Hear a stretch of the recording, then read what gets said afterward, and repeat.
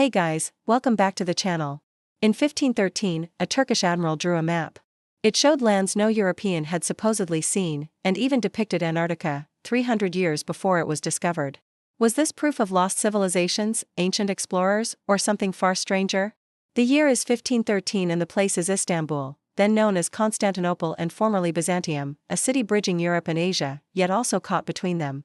The Eastern Roman or Byzantine Empire has fallen, but its legacy lives on through the Second Rome of the East, the capital of the growing Ottoman realm. Within the great palace complex of Topkapi, tucked among untold treasures and imperial robes are dusty shelves crammed with neglected maps and charts.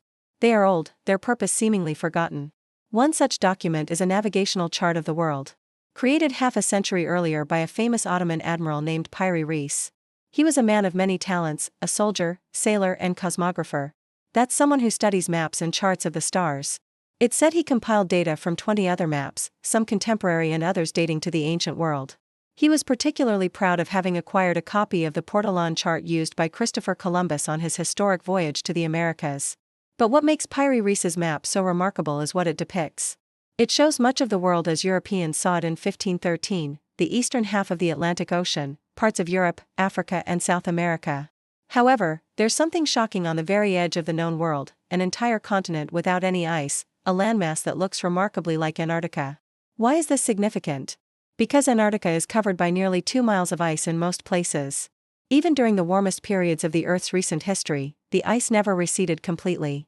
At its thickest, the ice sheet reaches 4.7 kilometers in height. So unless there was a giant glacier hiding nearby, Piri Reis must have seen bare rock and drawn it just as he saw it. In other words, he explored Antarctica. Or did he? Before getting too excited, we should examine the map itself, which is actually a fragment. The original measured around 2 meters by 1.2 meters. It was made by gluing together several smaller sheets of gazelle skin, a popular material for maps at the time, then drawing on top of it with ink and colored pigments. What's notable is the map's accuracy, especially when it comes to the coast of South America. The tip of Brazil curves just so, matching what we know of the continent's shape today. The Gulf of Guinea and the bulge of West Africa are also surprisingly accurate. In the 16th century, Piri Reis was one of the first to include South America on world maps. This was long before modern surveying technology, and most Europeans still believed the world looked like this, a flat disk surrounded by a vast ocean. Yet somehow he managed to accurately chart over 80% of the continent's coastline. In fact, the only way he could have done this was by sailing along those very coastlines, observing them firsthand. But if he really did explore this part of the world, why is there no mention of it in his writings or those of his contemporaries? Did he keep his discoveries secret? According to legend, after completing the map, Pirate set sail to explore even more distant lands, but was shipwrecked on the way and drowned. However, some researchers believe this story was fabricated to protect his legacy. If he perished at sea, how could anyone verify his map? Simple. They could easily claim he was lying, mad or mistaken. Thus, the legend goes, Piri's writings were destroyed to hide the truth. But wait, there's more. One day, another Ottoman official found a battered notebook in a river. It contained maritime notes by the famed admiral. Could this be Piri Reis's lost journal? The answer would solve everything, or it would provide even more questions. Within the pages, Piri Reis bragged about creating the greatest world map ever. But he also wrote that his information came from maps dating to ancient times, maps that Europeans had no way of knowing about. For example, the island of Mogadiscio, located near Tanzania, was shown in a way that implied it had been discovered long before Arab sailors mentioned it in the 9th century. Could these mysterious sources be evidence of a lost civilization, one that flourished long before recorded history and possessed sophisticated sailing ships? Or perhaps they were the work of travelers from a more advanced culture, perhaps the legendary kingdom of Atlantis. If not, how do we explain this? Some have suggested the map reflects real lands, but instead of Antarctica, it shows either Africa or Eurasia in a much warmer geological epoch. Up until 20,000 years ago, sea levels were around 200 meters higher than today, flooding what is now dry land. The continents were thusly connected, allowing intrepid explorers to reach previously connected regions.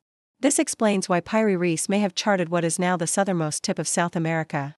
After all, it was once connected to the rest of the continent and thus easier to reach. There's just one problem with this theory. The coastline of Antarctica matches modern satellite images taken from space. Sea levels have risen and fallen countless times over the millennia, but this particular configuration of jagged inlets and headlands couldn't have existed when Antarctica was connected to the others. continents and satellite images show that the only way it could have appeared like this is if it was covered by a layer of ice. So does this mean Piri Reis really sailed to the frozen continent? Unfortunately, there's no way to know for sure. There are two possible explanations, both of which involve the same glaring problems.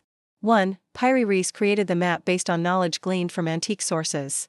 However, we can't be sure if those sources were genuine or if he simply used his imagination based on bits of information here and there.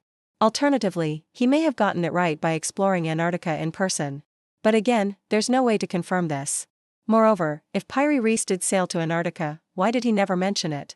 He might have kept quiet to avoid persecution, perhaps because his discoveries conflicted with religious beliefs or political interests. What's more, he wasn't the only one to depict an ice-free Antarctica. Around 13,000 miles away and 300 years before Piri Reis, a Basque fisherman named Vicente Iborra drew a map for the King of Castile. It resembles Piri Reis's map in astonishing detail, down to the placement of key geographic features. But again, there's no documentation of either man's journey to Antarctica. This brings us to the next major piece of the puzzle. We don't know what Antarctica looked like before humans settled in the northern hemisphere and began burning fossil fuels. Sure, scientists have created estimates based on satellite imagery and computer modeling. But we have no first-hand accounts of what it may have looked like hundreds or thousands of years ago. This is what makes the Piri Reis map so intriguing. But it also means we can't prove or disprove its authenticity. In fact, we may never know for sure how Piri Reis obtained his knowledge. But we can say this for sure. In the early 16th century, the world changed forever.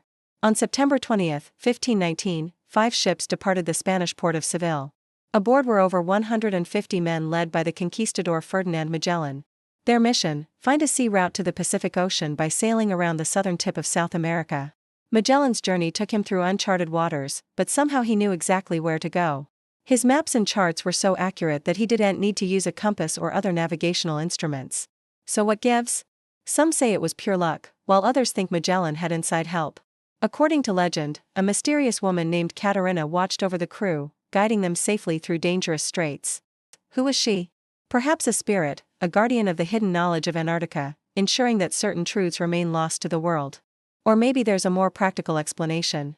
Magellan likely used charts and maps created by the Aztecs and other indigenous cultures, which he stole or confiscated during his conquest of the Americas. Whatever the case, Magellan's team circumnavigated the globe, returning to Spain in 1522 with tales of a vast new ocean. They called it Mar Pacifico, or Peaceful Sea.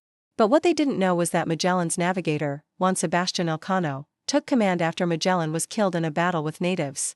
When the fleet finally arrived in Spain, it was only one ship and under the leadership of Elcano, not Magellan. In fact, Elcano became the first person to circumnavigate the globe, although history remembers Magellan. But if Magellan didn't lead the expedition to its end, how did he manage to make such accurate maps? The answer is simple. He didn't. Elcano is the one who completed the journey and made the maps. So who was Magellan? Why is everyone talking about him and not Elcano? Well, that's because Magellan was a famous explorer sponsored by the Spanish monarchy, while Elcano was a simple sailor with no royal backing. Magellan died believing he had reached the Pacific, but Elcano knew better. He realized that he had discovered a new continent, Antarctica. However, he kept this discovery a secret to avoid persecution by the Spanish Inquisition. The Church would never accept the idea of an ice-covered continent, so he let Magellan take the credit and lived out the remainder of his days in obscurity. That's all for today's episode. Thank you so much for watching. And please remember to subscribe if you haven't already. We have lots of content coming up that you don't want to miss. Thanks again for watching and we'll see you next time.